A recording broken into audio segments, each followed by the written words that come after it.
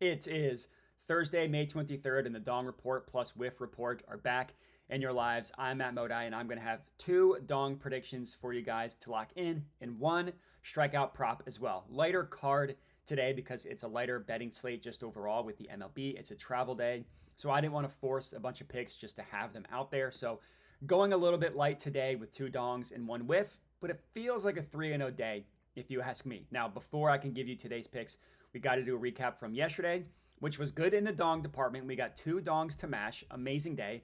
Not so good in the Whiff department. We didn't get our one strikeout prop to hit yesterday. So we were up about 2.5 units on the Dong report yesterday. 1.5 if you include the two games that were played, or the two Dongs that lost, that were delayed on Tuesday, that were played yesterday. So 1.5 units of profit if you include that. 2.5 units of profit if you do not, but down 1.22 units on the one Whiff play. Tyler Glasnow couldn't get it done for us. That now makes it 2 days in a row in which we have been green on the Dong report, but red on the Whiff report. Of course, the 3 days prior to that, we were green in the Whiff report and red in the Dong report. So we don't have a bad day in both, which is good. We also haven't had a green day in both, which is not good. So hopefully that turns around today, cashing our one strikeout prop, cashing one of the two Dongs to be green, hopefully both. On the entire season, we're still working our way back to get even to breaking even, especially for the Dong report, which has been a pretty brutal down, about 15.5 units on the year. Every time it feels like we're going on a run, we have a week like we had last week where we could not get any Dongs to mash.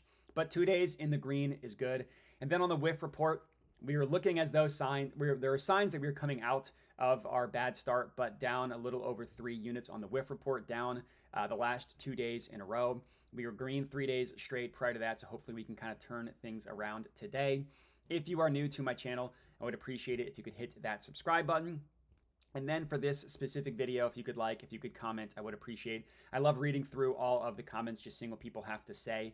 And then the last thing I'll mention before I get in today's picks is that I do have a Dub Club where I send all of my plays out for $5 a month. So Dub Club gets all my plays sent to you on your phone, text, email, or Telegram. All of my basketball, WNBA, NBA, baseball, whatever it may be, gets sent directly to your phone. So if you're interested in that, check out the link in the description. It does get you the same exact plays that I give out for free on YouTube and on Twitter. I just send them out early. So as soon as I decide what a play is, the first thing I do is send it to my Dub Club, right? The reason why I even have the Dub Club is because by the time I record a video, then edit it, and then post it, a lot of times the odds change. So my way to combat that was just to come out with the Dub Club. So the first thing I do is when I decide a play is just send it out there. So again, if you're interested, check that out. If not, no harm, no foul. Just wanted to give people the option. That's enough of that. Let's get into today's Dong picks first. Starting in the Orioles versus White Sox game, I'm taking Gunnar Henderson to hit a home run plus 300 odds at FanDuel. My system with Gunnar Henderson is when you see him go up against a right-handed pitcher, and specifically go up against a right-handed pitcher who stinks, you're going to want to bet on Gunnar Henderson to hit a home run. It comes through more often than it doesn't, and even at the plus 300 odds, the books are catching on a little. Still a really good price here at the plus 300. Gunnar Henderson just annihilates right-handed pitching. He's been annihilating right-handed pitching all year, and he's been annihilating right-handed pitching in the last 2 weeks specifically. And then for today, he has an incredibly juicy matchup going up against a horrible right-handed pitcher in Mike Clevenger. Gunnar Henderson has hit 16 home runs this season. 12 of the 16 have come against right-handed pitching. His ISO rate on the season is up to 33.3%. ISO rate stands for isolated power, measures how much power a batter has. Anything that is 25% and above is excellent. That's the best grading category that Fangraphs will give. Gunnar's at 33%. That's excellent. And then also looking at his splits against right-handed pitching, his pull rate is slightly higher against right-handed pitching, but the most important thing here is that his hard hit rate, when you look at righties versus lefties, is over 10 percentage points higher against right-handed pitching. So he does hit righties incredibly hard. If you look at the last 2 weeks specifically, he's hit 5 home runs. All 5 have come against right-handed pitchers. Good sign there. And he just has incredible numbers in general, right? If you just look at his splits in the last 2 weeks specifically, you don't look at whether it's versus righties versus lefties. It's amazing.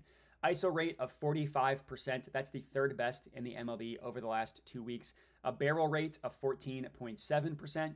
Now, barrel rate, it measures contact, how often you hit the barrel of the bat when you make contact. Barrel rate, anything between 10 and 15 is great. Anything that is 15% and above is excellent. So Gunnar Henderson's barrel rate at 14.7%. That's in the great category, not quite excellent, but still what we're looking for, in range with what we're looking for.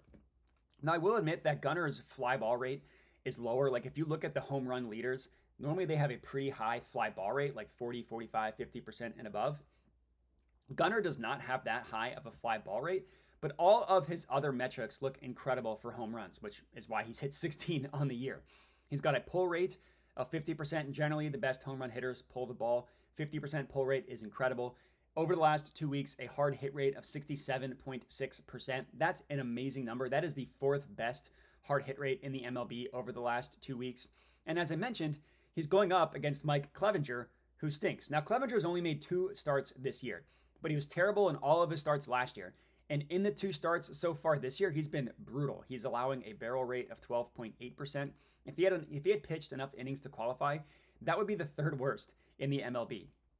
And then if you look at his splits against lefties specifically, he's allowing a fly ball rate of 56.5% against lefties, a pull rate of 52.2%. Those are both horrible, horrible numbers. And while his hard hit rate is technically higher against right-handed hitters than it is against left-handed hitters, his hard hit rate against lefties specifically is still a very bad number, so nothing to be scared of there. He's also allowing a launch angle of 20 degrees, basically just proving that when guys make contact off of Mike Clevinger's pitches, they're putting the ball in the air. That launch angle of 20 degrees, that would be the 4th highest in the MLB. So all in all, very, very good stats for a hitter going up against Mike Clevinger, especially a guy like Gunnar Henderson, who is a great hitter. So hopefully he matches one coming through for us. Next up, in our last dong pick of the day, Braves versus Cubs. I'm taking Cody Bellinger to hit a home run at plus 520 odds at FanDuel. So we went with Bellinger last week. Unfortunately, he didn't come through for us, but I love this play. I love the matchup that he has against the Braves pitcher. So I'm comfortable going back to him.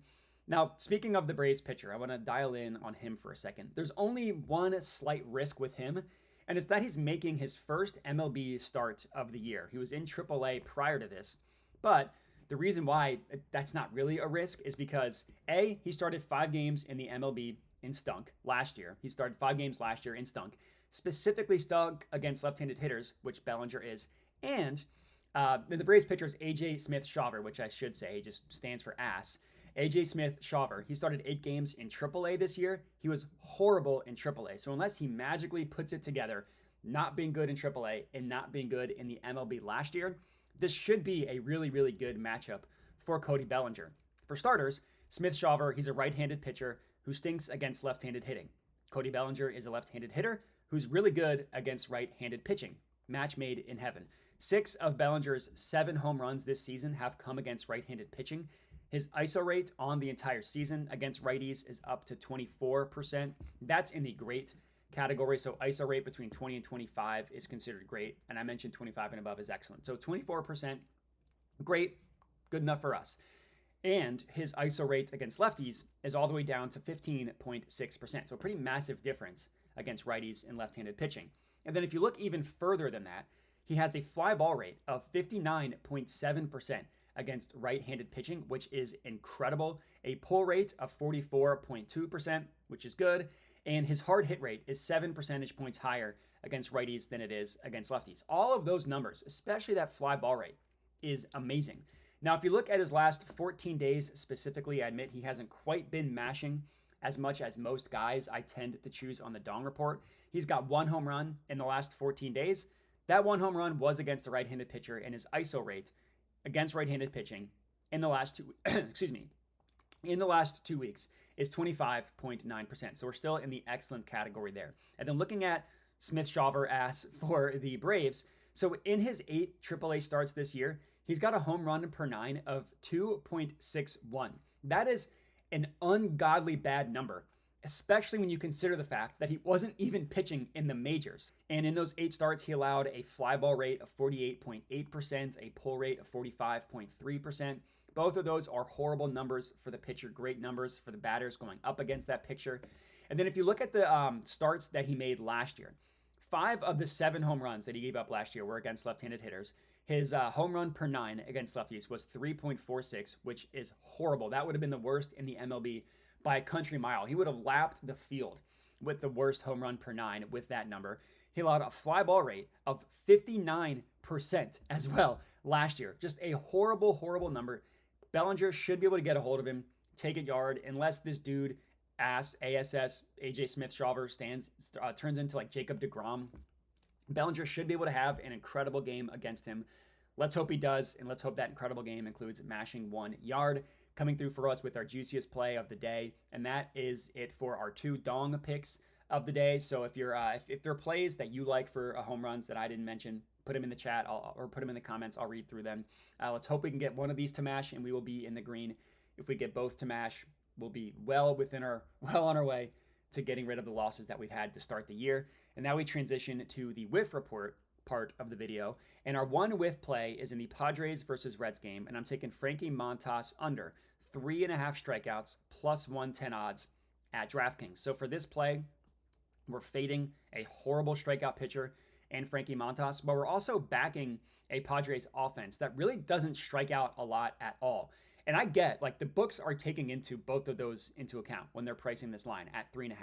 3.5 is a low strikeout number, but it's low for a good reason, right? Like, if you look at Frankie Montas's season, he went over this number in his first 3 starts. Since then, he's done it in 1 of 5. Now, one of those starts, he only pitched 2 outs. He left early with an injury. So even if you take that out, he did it in 1 of 4 starts. And in only 1 of the other games that he went under, did he even get to 3 strikeouts. So that's basically saying in his last 6, 5 starts, whatever you want to call it, if you want to take out that 1 start, he's only even gotten to 3 strikeouts in 2 of those starts, which is really, really bad. He's just been a horrible, horrible strikeout pitcher for basically the last 5 weeks. And if you look at his entire season, he's in the bottom 10th percentile in terms of strikeout per inning, K per inning. He's in the bottom 17th percentile in terms of swinging strike rate, and he's in the bottom 6th percentile in terms of called strike plus whiff rate. All of those numbers are terrible. Since April 15th, which is basically just taking out his first 3 starts in which he went over, in every start since then, he has a strikeout rate of 13.8%. That is just a terrible strikeout number. That would have been good for 3rd lowest in the entire MLB if that was extrapolated out to all qualified pitchers.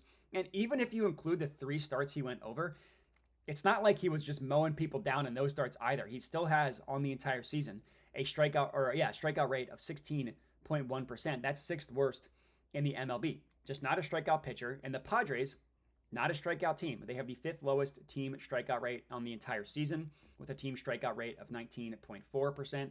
That's a below average. That's a good strikeout rate according to FanGraphs. And if you look at the last 2 weeks specifically, they're striking out even less with a team strikeout rate of 18.7% over the last 14 days. And that is also the 5th lowest in the MLB over the last 2 weeks. So not a strikeout pitcher going up against not a strikeout team equals not a lot of strikeouts. Let's hope that comes to fruition as our only strikeout prop of the day. And that's all we got. 2 dong picks, 1 strikeout prop for you guys to lock in. Make sure to like the video, comment, subscribe, all that good stuff. Remember to check out the Dub Club if you are interested. Appreciate everybody for watching, and have a good one.